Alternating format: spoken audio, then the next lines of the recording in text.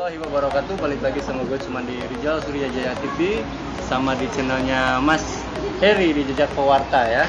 Kali ini, di kesempatan kali ini kita udah ketemu sama dua orang keren asli Indonesia yang pasti teman-teman udah nggak asing sama orang-orang yang sekarang bakalan kita kupas tuntas nih apa aja gitu seputar otomotif di Indonesia ini, khususnya di bidang replikasi mobil. Ini yang menarik nih Mas. Di komentar itu kan banyak sekali netizen yang sering ngebanding-bandingin dua bengkel ini ya. Yang satu dari Gunung Kidul Yogyakarta, yang satu dari Cengkareng Jakarta. Padahal di sisi lain, dari prasangka-prasangka netizen ini, sebenarnya dua kompetitor ini masih kerjasama ya di belakang layar ya. Iya. Masih kerjasama ternyata di belakang layar. Nah, ini ada pertanyaan juga nih yang menarik dari netizen, khususnya orang-orang yang mungkin sudah mengerti di bidang otomotif. Apa sih yang Mas Suharyanto sama Pak Cece dikerjakan di belakang layar itu gitu? Iya, sebetulnya tetap karena yang namanya sebuah proses itu kan untuk dilihat, misalnya untuk kita bekerja untuk orang lain. Yeah. Kita berkarya juga untuk orang lain, dan juga ada input dari orang lain, dan tentu saja selalu dibutuhkan kerjasama oleh yang kerja, oleh yang komen, oleh yang melihat, oleh yang mengkritik, apalagi oleh sesama yang bergelut di bidang yang sama. Pasti kerjasama itu selama dia bisa komunikasi, ya kerjasama itu nggak bisa dihindari. Kita sharing ada masalah sebetulnya kan yang namanya replika itu betul-betul kompleks, nggak seperti sederhana seperti yang dilihat berbentuk video. Ada banyak faktor, pengecatan aja udah macam-macam caranya, pengelasan udah macam-macam alatnya, mesin lagi kelistrikan ada banyak sistemnya, mesin beda tipenya, kan itu nggak bisa masuk semua dalam otak seorang builder. Tetap harus ada sharing dengan builder lainnya gitu. Kalau Gitu ya. Jadi anggapan netizen yang bilang kalau dua kompetitor ini musuhan, sebenarnya mah enggak gitu ya. Jadi kita sharing. Iya, malah tukar pikiran. Iya, masih sering sharing, masih sering tukar pikiran, karena memang untuk membuat project replika mobil seperti yang teman-teman lihat di YouTube itu nggak sembarangan Pak ya. Nggak sembarangan, perlu perencanaan matang, perlu hitung-hitungan yang sangat benar-benar harus diperhatikan. Oke. Dari Mas Heri sendiri ada pertanyaan mengenai replika mobil yang sedang booming-boomingnya ini di Indonesia gitu. Apalagi sekarang kita sudah dihadapkan dengan dua kompetitor yang lagi viral. Saya singkat aja ya Mas. Ya. Untuk pertanyaan saya untuk bengkel Pak Cece, Suka iseng replika. Suka iseng replika. Saya ingin tahu kerjasama apa sih di belakang layarnya? Ya, selama ini kan saya sebetulnya basicnya itu berangkat dari seni, bukan dari engineering ya, bukan dari teknik. Mungkin kalau Mas Suharyanto dia lebih lama bermain di segi teknisnya sendiri kan, di permesinan atau modifikasi gitu. Jadi ya selama ini untuk hal-hal teknis juga saya sering tanya-tanya konfirmasinya, masalah itu, masalah mesin, masalah sasisnya gitu kan. Tukar pikiran lah. Misalnya memang ya seperti saya katakan tadi, kompleks di dalam prosesnya itu banyak faktor yang di ini pakai. Nah, ini juga ada pertanyaan singkat nih Pak, dari beberapa netizen yang sangat penasaran juga sih sebenarnya. Untuk Mas Suharyanto sendiri, andai kata ada yang mesen mobil nih, bagaimana cara pemesanan sampai dengan cara pembayarannya itu? Ada aturan tersendiri nggak di bengkelnya Mas Suharyanto ini? Kalau aturan ya wajar aja ya. Kalau biasanya kalau pesan itu ya DP itu dapat DP-nya kira-kira berapa persen dari harga? 25 sampai 30%. 25 sampai 30%. Itu bukan harga, sebetulnya itu biaya modif. Biaya modif ya. Kalau harga kan berarti kita jualan. Oh iya. Betul kan? Itu 30% dari biaya modif gitu. Sebenarnya kalau modif itu nggak bisa kita patokkan habis sekian itu enggak. Semakin habis banyak itu berarti kualitas mobilnya semakin bagus. Iya. Oke. ada harga, ada kualitas. Iya, ibaratnya betul. seperti itu ya. Kalau kita umpama kita mampunya beli aqua kecil terus nanti kita mintanya aqua besar kan nggak mungkin. Iya, beda harga, beda hasil Iya. juga.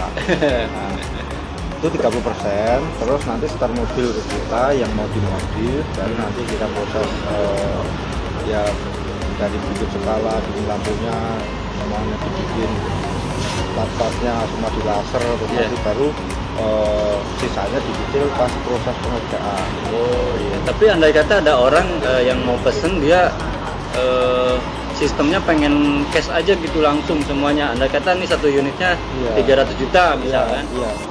Kalau cash kita nggak berani, justru Nggak kita berani? Iya, nggak berani terima karena kan kalau cash itu nanti kita tekanan batin.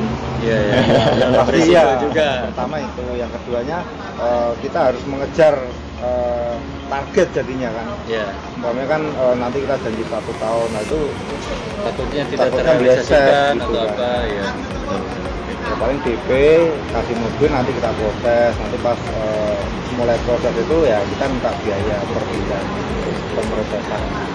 Biasanya sejauh ini udah ada berapa unit mobil yang sedang digarap di bengkel high class itu? Kalau yang ini hampir 3 ya. Kalau 3. yang untuk replika, kalau yang lain-lain kayak yang custom cicilan ya udah banyak. Udah banyak ya. 3. Biasanya konsumen datang dari mana aja nih Mas? Luar kota sih jadi. Luar kota. Iya. Masih daerah Jawa juga ya? Dari Kulon Progo, dia Purwokerto 1. Terus itu dari dalam kota 1 sih di Sleman. Itu 1. Andai kata ada orang lagi yang mau pesen nih, masih bisa ini nggak? Masih ada slot gitu buat Kalau untuk bikin? sementara ini 1 lagi dibuka lah. Kalau udah gitu tutup dulu. Terima 1 lagi, terus nanti ditutup dulu. Karena kan ini udah ada yang ngantri gitu. Selain replika Lamborghini, mungkin kan kemarin-kemarin kita sempat lihat di YouTube-nya ada NSX ya. Apakah bisa mengerjakan model mobil lain? Oh, semua unit kita usahakan bisa. Semua Maksudnya unit ya? ya kita maksimalkan gitu. Artinya gini, kita kan kita bengkel custom ya. Iya. Kalau konsumen yang minta obat ya kita berikan obat. Gitu. Mintanya mobil seperti apa ya kita buatkan gitu. Jadi kita mengikuti konsumen aja. Jadi konsumen. Iya. Jadi secara garis besar di bengkel ini sebenarnya bisa bikin apa aja gitu Iya, ya. iya. Masih Kita bukan bengkel Lambo, Iya. bukan bengkel kita Iya. bengkel terbuka, custom. Jadi semua model ya dilayani gitu Iya. kan untuk Atau insiden pun kita layani. Oh, yang body repair Iya, gitu ya. iya. Bekas-bekas kecelakaan Iya. masih Iya. juga dilayani. Iya. Berarti tidak terlalu full di replika juga ya. Iya. Servis macam hal-hal ringan lainnya dilakukan. Iya. Oke, mungkin itu dari sudut pandangnya Mas Suharyanto ya, perihal bagaimana sistem pembayaran dan pemutaran yang dilakukan di bengkel beliau. Sekarang kita tanya ke Pak Cece di selaku leadernya bengkel Sukaisem Replika. Gimana nih Pak kalau misalnya ada orang yang pesen mobil replika ataupun apapun itu, dia pesannya pengen apa? Bagaimana sistem pembayarannya dan cara pesannya bagaimana?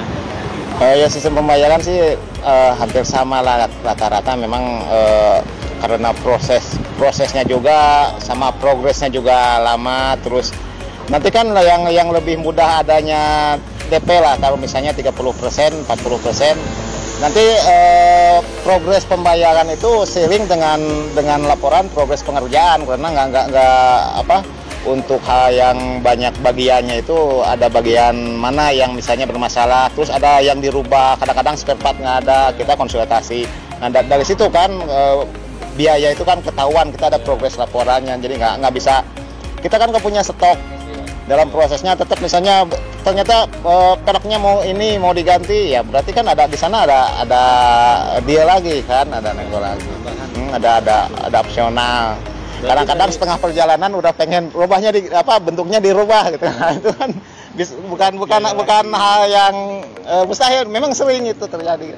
Berarti dari step by step yang dilakuin di bengkelnya Sukaisem Replika ini setiap bulannya itu progresnya mungkin ada laporan juga ya? Iya, harus ada. Semacam Ya, invoice lah gitu. ya, memang itu sebetulnya meskipun bukan aturan baku, modifikasi itu prosesnya seperti itu dan memang itu yang paling aman bagi semua pihak, dari pihak pembuat sama pihak konsumen juga. Biar sama-sama enak lah. Iya, ada komunikasi tetap Jadi lah. mereka mengeluarkan uang itu juga tahu progresnya sampai mana.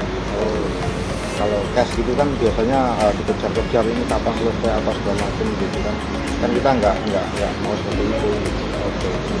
Oke, ini yang ada satu lagi pertanyaan yang sangat menarik, yang sangat mendasar juga.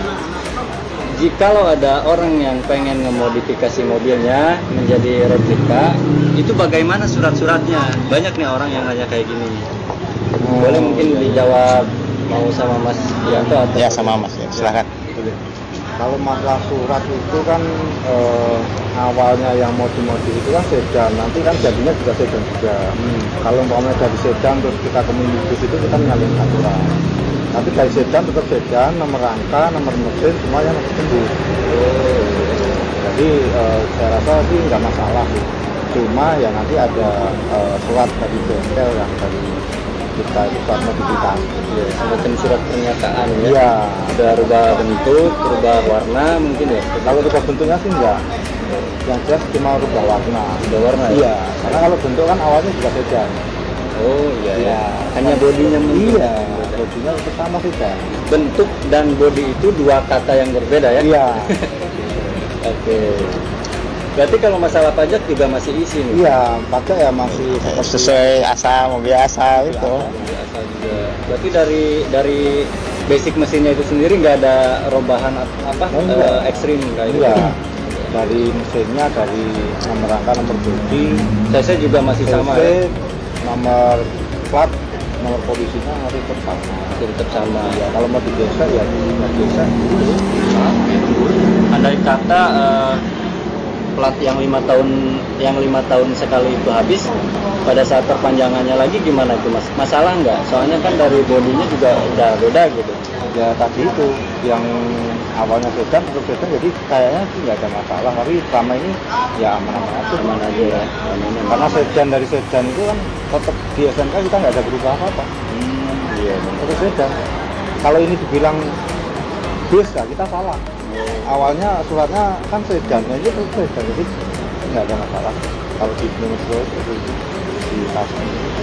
Kalau Nggak ada di surat. iya, kalau nggak masalah tuh yang masalah itu justru yang nyali aturan itu yang dari pickup, umpamanya itu nanti jadi sedan, nah itu kan masalah. Udah beda jenisnya ya? Iya, kalau jenisnya belum sama. Kegunaannya pun beda. Iya. Ya, itu yang mungkin yang jadi masalah itu penggunaannya saja jadi apa? Iya. Masnya ada lagi nggak?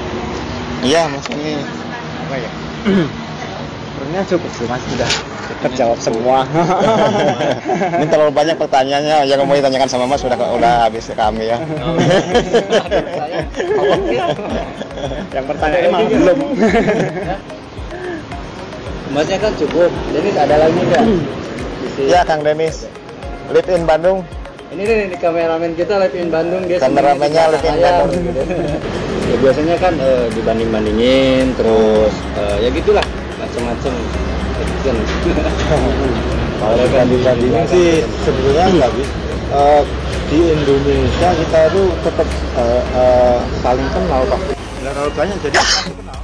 Pasti rata-rata kenal. Bahkan secara umum aja yang modifikasi umum memang udah pada tahu ya. Tukangnya kan kadang-kadang ketukar, yang tukang ini kerja di sana pindah lagi ya. Situ juga sih. Iya. Cuma itu aja orang. Dan sebenarnya hal-hal semacam itu udah nggak aneh di dunia modifikasi gitu. Iya. Malah yang teman-teman tahu di sosial media ini itu simpang siur lah beritanya gitu, yang jelek-jelek padahal di belakang mah kita baik-baik aja gitu. Ya, Jadi siapa sih sebenarnya yang bikin kita jelek gitu dah? Biasanya yang nontonnya sekilas, nggak melihat dari awal, nggak melihat video-video lain. Dia lihat satu ini langsung judgement. Jadi dia nggak tahu ini latar belakangnya gimana, bengkel ini dan ini. Kalau banyak nonton YouTube-nya banyak, ya pasti tahu gitu. Tahu ada korelasi antara semuanya. Kalau ngomongin dukungan nih dari pihak setempat udah ada yang support belum nih? Khususnya dari Mas Suharyanto. Kalau sementara ini support sih ada, cuma ya dari pemerintah setempat. Ya dia mengapresiasi sih beliau, misalnya membuka lowongan pekerjaan baru sebenarnya. Oh iya. Gitu. Tapi kalau untuk support yang lainnya sih belum ya. Mungkin masih banyak urusan yang lain yang Dari Pak Jody sendiri sama? iya mungkin yang lain kan masih banyak urusan yang kesannya lebih lebih pokok gitu kan mungkin. Iya. Tapi ya setidaknya ada dukungan secara pengakuan eksistensi kita bahwa kita itu ya bukan penjahat. Iya, benar. Lagian kita bukan pemasuk, bukan ini. Kita hanya mencoba berusaha menerapkan apa ini mungkin masih bisa masuk dalam kategori merintis sebuah industri kreatif gitu kan. Ya siapa tahu mungkin ini kalau dianggap kreatif ya mudah-mudahan dapat dukungan lah. Setidaknya dapat bukan fasilitas juga, kita ada misalnya mengurus surat-surat, kita ada memang regulasi yang mempermudah gitu kan. Masalah izin kita dapat nggak kalau masalah urusan misalnya ada bantuan dana gitu, pemerintah juga masih banyak yang lebih urgent yang harus diurus mungkin. Iya. Pastinya itu. Ini pertanyaan terakhir nih yang menarik ini. Mungkin teman-teman juga udah bosan ya dari video-video kemarin, udah sering banget kita muncul nih gitu. Kita mau tanya dulu Mas Suharyanto. Apa harapan Mas Suharyanto ke depannya untuk modifikator di Indonesia? Yang jelas yang satu pasti harus maju lah untuk komunikasi Indonesia pada khususnya dan umumnya, terus melangkah ke internasional untuk dunia meditasi. Iya, seenggaknya kita patut diapresiasi lah, terus patut bisa bersaing juga lah di ranah-ranah internasional mungkin ya. Karena memang kalau kita lihat-lihat sih di kampung-kampung gitu, di tempat-tempat terpencil juga orang-orang kita sebenarnya potensinya oke-oke semua. Cuman mungkin jarang ke show up, jarang ke publis, akhirnya ya berkreasi di tempatnya masing-masing doang gitu. Nah untuk Pak Jody sendiri gimana harapan kedepannya untuk modifikator di Indonesia? Atau ada pesan-pesan yang mau disampaikan nggak? Sebetulnya kan modifikasi cukup lama berkembang ya, cuman kadang-kadang berputar di sekitar orang-orang itu juga. Ya mungkin karena memang masyarakat kita heterogen ya, banyak kepentingan yang beda. Tapi setidaknya kalau ini bisa dijadikan sebuah hal yang positif, sebuah lapangan kerja, apalagi sekarang sekolah kejuruan diutamakan kan, maksudnya supaya bisa terjun di lapangan, jadi bisa menyerap lah, mudah-mudahan bisa menyerap tenaga kerja minimal gitu kan, dengan proses yang ya saling menguntungkan gitu kan, menyerap banyak tapi ya perusahaan nggak jalan juga sayang gitu kan. Jadi tetap kita bisa ya setidaknya positive thinking, kita berbuat dulu, bertindak dulu, berkreasi dulu gitulah. Mudah-mudahan kan dengan sendirinya nanti value-nya ya mengikuti kemampuan kita. Jangan ngedown, jangan nyerah, jangan ngeluh lah. Udah bikin aja, action aja gitu. Pokoknya nikmatin aja lah prosesnya, terus berjuang terus. Oke. Ada satu lagi pertanyaan yang sangat penting nih. Ya. Dua bengkel ini kedepannya gimana nih? Udah punya konsep model sendiri nggak selain ngegarap mobil-mobil replika? Ya, siapa dulu nih yang jawab? Siapa dulu bebas. Mas Suhar aja deh. Ya. Punya konsep sendiri nggak Mas selain replika? Kalau untuk konsep sendiri ada rencana mobil. Sebenarnya lebih mudah bikin konsep sendiri ya, karena kan kita yang konsep, kita yang proses gitu. Iya. Kalau replika itu kita dituntut untuk seperti harus mirip sedetail mungkin gitu kan. Sebetulnya lebih gampang yang Bikin konsep sendiri. konsep sendiri. Tapi memang sudah ada planningan di situ ya? Ada. Hanya saja terkendala memang Banyak order. lagi beresin pesanannya orang dulu gitu Ya, kan. pertama itu, yang kedua yang jelas modalnya kan terlalu besar. Iya memang. Kecuali ada orang-orang sekitar yang pengen ngedanain gitu kan. Ya, yang passion konsep lain gitu kan.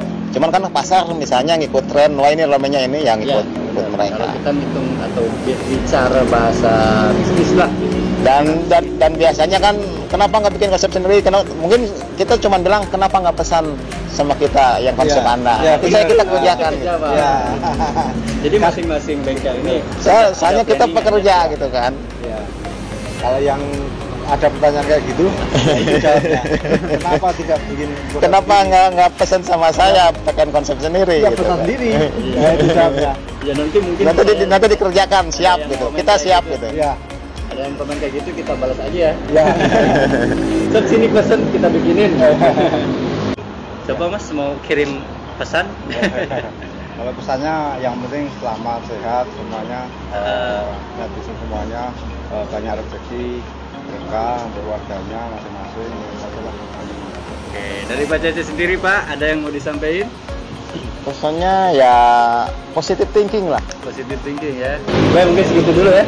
Video singkat kali ini, ngobrol santai kali ini. Saya Rijal Suryajaya, ada Mas Jejak Pewarta juga. Di sini ada leadernya Suka Iseng Replikar dan leadernya High Class Auto Custom. Buat teman-teman yang penasaran gimana kelanjutan videonya, saksikan terus di channel kita ini. Salam otomotif, sehat selalu. Assalamualaikum warahmatullahi wabarakatuh.